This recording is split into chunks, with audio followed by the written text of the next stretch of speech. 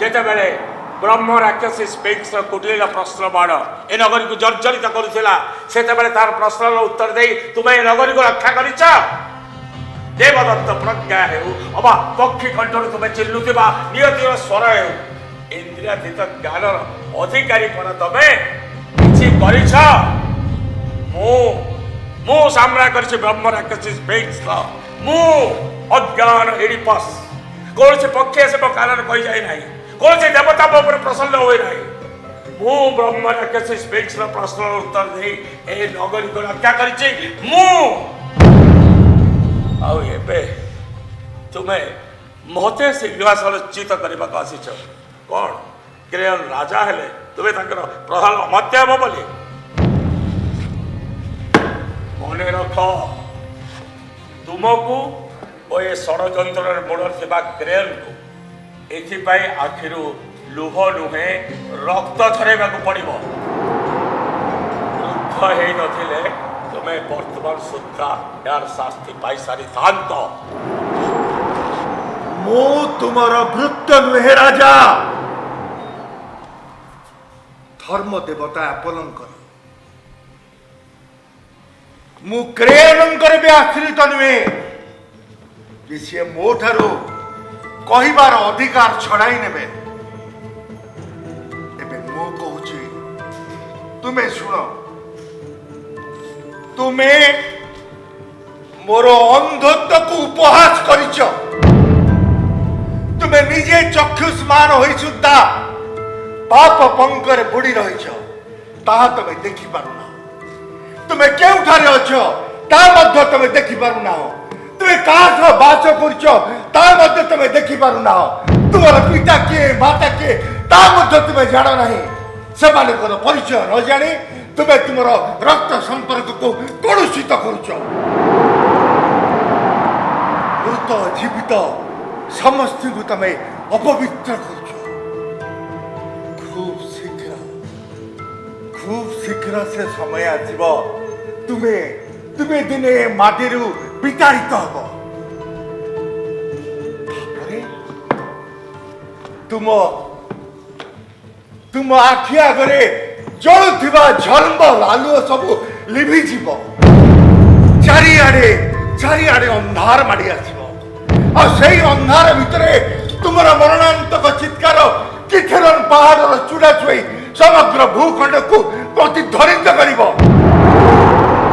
ସେତେବେଳେ ତମେ ଜାଣିବ ଯେ ତମେ ବିବାହ କରିନାହ, ପାପ ସମ୍ଭୋଗ କରୁଛ।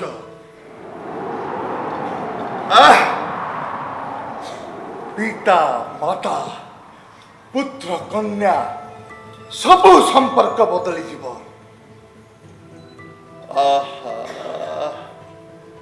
ରାଜା, ତୁମେ କ୍ରେୟନକୁ ଆଉ ମତେ ଦୋଷୀ ବୋଲି କହୁଥିଲ ପରା। ଖୁବ୍ ଶୀଘ୍ର ଏ ଦୁନିଆ ଦେଖିବ ଯେ ତୁମ ପରି ଦୟନୀୟ ଭାଗ୍ୟ ଏ ପୃଥିବୀରେ ଆଉ କାହାର ବି ନାହିଁ। ଆଉ ଗୋଟିଏ ବି ଶବ୍ଦ ମୁଁ ଶୁଣିବାକୁ ପ୍ରସ୍ତୁତ ନୁହେଁ। ତୁମେ ନର୍କକୁ ଯାଅ, ମୋ ସମ୍ମୁଖରୁ ଚାଲି ଯାଅ। ମୁଁ ସ୍ୱଇଚ୍ଛାରେ ଏଠାକୁ ଆସି ନାହିଁ ରାଜା, ତୁମେ ବାର୍ତ୍ତା ପଠାଇଥିଲ, ମୁଁ ଆସିଛି।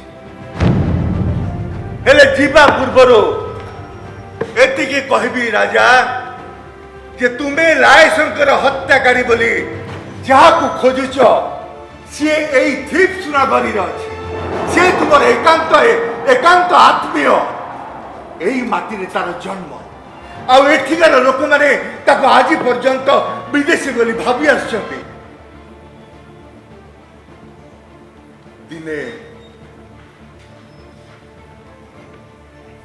ଦିନେ ଚକ୍ଷୁ ହରାଇ ଅନ୍ଧ ହୋଇ, ପ୍ରାଚୁର୍ଯ୍ୟ ହରାଇ ଭିକ୍ଷୁକ ହୋଇ, ବାଡ଼ି ଖଣ୍ଡେ ଧରି ବାଟ ବାରି ଦିନେ ସେ ଦେଶାନ୍ତରୀ ହବ।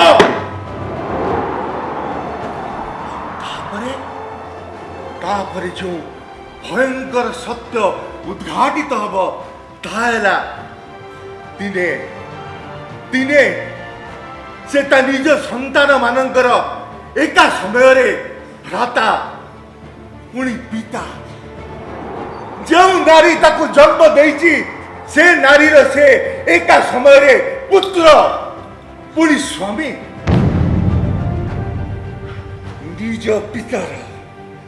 निज पितार से हत्याकारी पुणी पितार पत्नीर स्वामी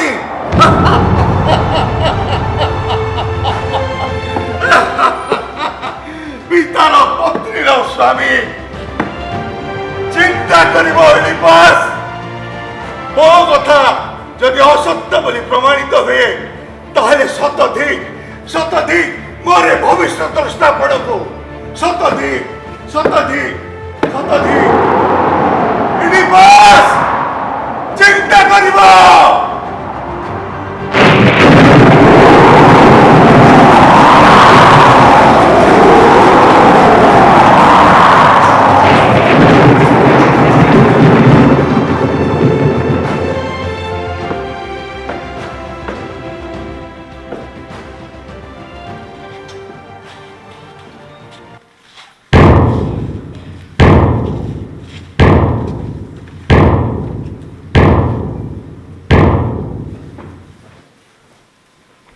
भविष्य द्रष्टांक वाणी केही न पारंती जानी अति गूढ़ा कथा लायस्क हत्यार कहानी राक्षसी स्पिन्स कबळू थिप्स रक्षाकारी विवेकी और वीर इडिपस कौन सत्य हत्याकारी कौन सत्य हत्याकारी कौन सत्य हत्याकारी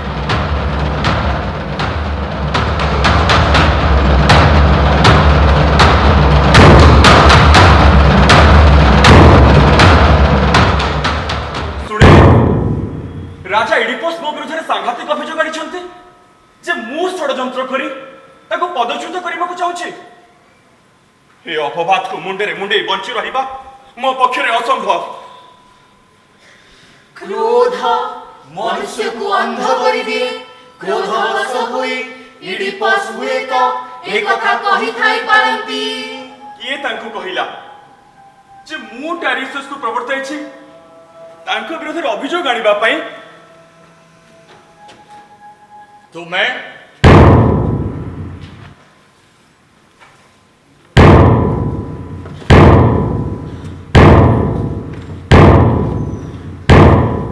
एठारे कौन करुच मोर सुना मोर हत्याकारी मते सिंहासन च्युत करिबार षडयंत्रकारी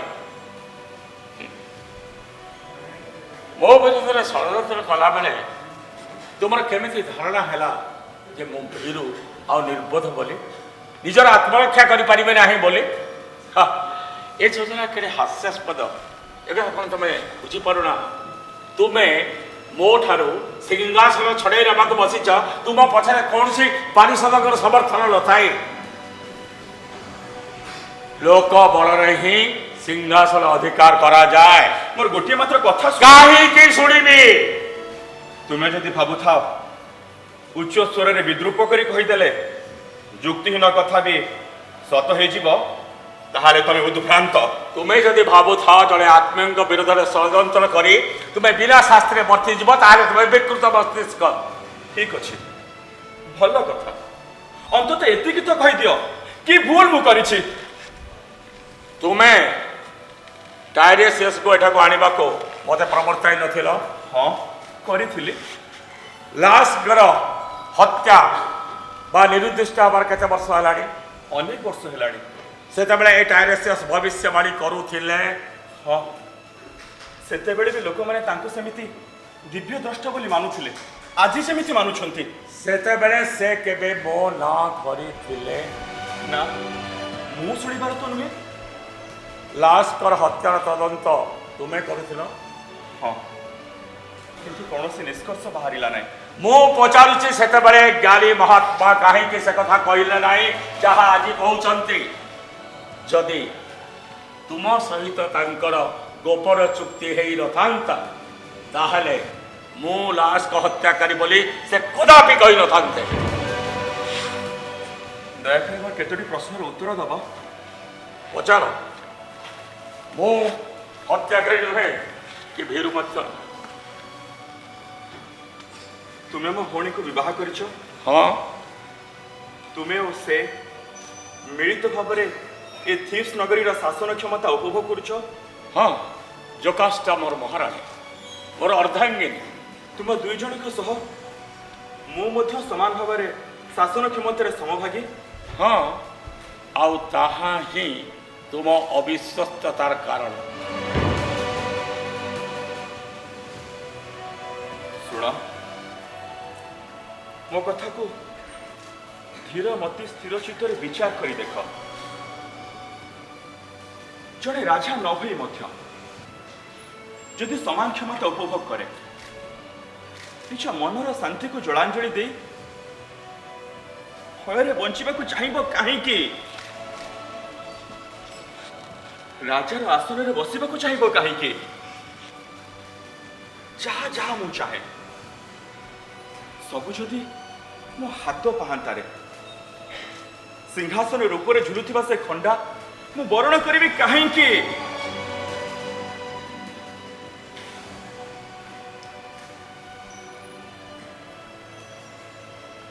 ତାପରେ ବି ଯଦି ତୁମେ ନିଶ୍ଚିତ ଯେ ଡାଇରେକ୍ଟର୍ସଙ୍କ ସହିତ ମିଶି ମୁଁ ତୁମ ବିରୋଧରେ ଗୋପନ ଷଡ଼ଯନ୍ତ୍ର କରିଛି, ତାହେଲେ ମୋତେ ମୃତ୍ୟୁଦଣ୍ଡ ଦିଅ।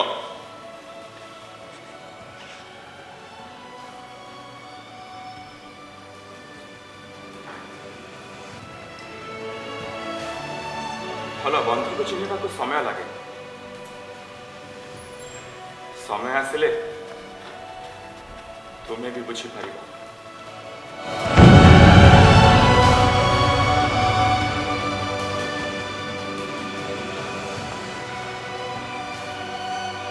ତାହେଲେ ତାହେଲେ ତୁମେ କଣ ଚାହ? ଏ ଥିପ୍ସ ନଗରୀରୁ ମୋର ନିର୍ବାସନ?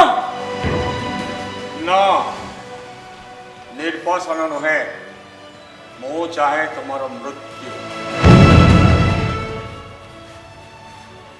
ଘୃଣା ଓ ଈର୍ଷାର ରୂପ କେତେ ଭୟଙ୍କର ହୋଇପାରେ, ତୁମେ ତାର ଜ୍ୱଳନ୍ତ ଦୃଷ୍ଟାନ୍ତ। ନିଜର ଦୋଷ ସ୍ୱୀକାର କରିବ ନାହିଁ। ମୁଁ କିଛି ଦୋଷ କରି ନାହିଁ। ତୁମେ ନିଜେ ଜାଣିନାହ ତୁମେ କଣ କହୁଛ। ନିଜର ସ୍ୱାର୍ଥ ରକ୍ଷା କରୁଛି। ଆଉ ମୋର? ତୁମେ ଜନ୍ମରୁ ବିଶ୍ୱାସଘାତକ। ତୁମେ ଜନ୍ମରୁ ନିର୍ବୋଧ। ନିର୍ବୋଧ ହେଇଥିଲେ ବି ମୁଁ କ୍ଷମତାଧାରୀ ରାଜା। ଅବିବେକୀ ରାଜା ରାଜା ପଦବାଚ୍ୟ ନୁହେଁ।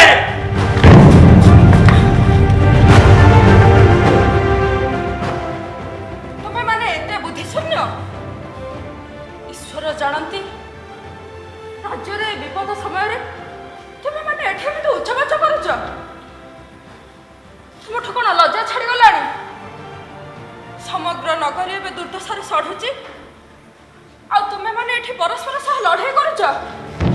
ତୁମେ ଭିତରକୁ ଯାଅ। କ୍ରେୟନ, ତୁମେ ମଧ୍ୟ ଏ ଛୋଟ ଛୋଟ କଥାକୁ ନେଇ ତୁମ୍ବି ତୋଫାନ କରିବାର କୌଣସି ଆବଶ୍ୟକତା ନାହିଁ। ହଉଡ଼ି ଜୋକାଷ୍ଟା, ତୁମେ ଜାଣିଛ ତୁମ ସ୍ୱାମୀ ମୋତେ କଠୋର ଦଣ୍ଡ ଦେବାକୁ ସ୍ଥିର କରିଛନ୍ତି। ନିର୍ବାସନ ନହେଲେ ମୃତ୍ୟୁଦଣ୍ଡ। ସେ ମୋ ବିରୁଦ୍ଧରେ ପ୍ରାଣଘାତୀ ଷଡ଼ଯନ୍ତ୍ର କରିଛନ୍ତି। ହେ ଈଶ୍ୱର, ଯଦି ମୁଁ ସେପରି କରିଥାଏ ସାଙ୍ଗେ ସାଙ୍ଗେ ମୋ ଉପରେ ବଜ୍ର ପଡୁ, ମୋର ମୃତ୍ୟୁ ହେଇଯାଉ। ଇଡିପସ୍, ସେ ଈଶ୍ୱରଙ୍କ ନାମରେ ଶପଥ କରି କହୁଛନ୍ତି, ଈଶ୍ୱରଙ୍କୁ ମାନ। ମୋ ପାଇଁ, ଏ ନଗରବାସୀଙ୍କ ପାଇଁ ତାଙ୍କୁ ଥରେ ବିଶ୍ୱାସ କର। ନିଜ ପତ୍ନୀଙ୍କ କଥା ମାନ ରାଜା ଇଡିପସ୍। ନିଜ ନିଷ୍ପତ୍ତି ଉପରେ ପୁଣି ଥରେ ଚିନ୍ତା କର। ରାଣୀ ଜୋକାଷ୍ଟାଙ୍କ ପରାମର୍ଶ ଘେନା କର। ଏହା ଆମ୍ଭର ନିବେଦନ। ତାହେଲେ ତୁମେ ମାନେ ମୋ ଠାରୁ କଣ ଆଶା କରୁଛ? କ୍ରେୟନ ଆପଣଙ୍କର ବନ୍ଧୁ। ସେ ଶପଥ କରି କହୁଛନ୍ତି। ଶୁଣା କଥାରେ ତାଙ୍କୁ ଦଣ୍ଡ ଦିଅନ୍ତୁ ନାହିଁ। ତାହେଲେ ତୁମେ ମାନେ ଚାହୁଁଛ ମୋର ହତ୍ୟା କରାଯାଉ ଅଥବା ମୋର ନିର୍ବାଚିତ ହୁଏ? ନା ରାଜା, ଧର୍ମ ଦେବତା ସାକ୍ଷୀ, ତାହା ଆମ୍ଭର କହିବାର ଅଭିପ୍ରାୟ ନୁହେଁ। ଥିପ୍ସ ନଗରୀର ଏବେ ଦୁଃଖର ସୀମା ନାହିଁ। ତାହା ଉପରେ ନିଜ କୃତ ଦୁଃଖ ଲଦି ଦିଅନ୍ତୁ ନାହିଁ। ଠିକ ଅଛି, ତୁମମାନଙ୍କ କଥାରେ ମୁଁ ତାକୁ ଛାଡ଼ି ଦେଉଛି, କିନ୍ତୁ ମୁଁ ତାକୁ ସବୁବେଳେ ଘୃଣା ହିଁ କରୁଥିବେ। ତୁମର ଅଭିମାନ ତୁମର କ୍ରୋଧ ପରି ବିଚିତ୍ର ରାଜା। ବିଚିତ୍ର ତୁମର ପ୍ରକୃତି, ବଡ଼ କଠିନ ପରି ପ୍ରକୃତି ପାଳିବା। ଚାଲି ଯାଅ।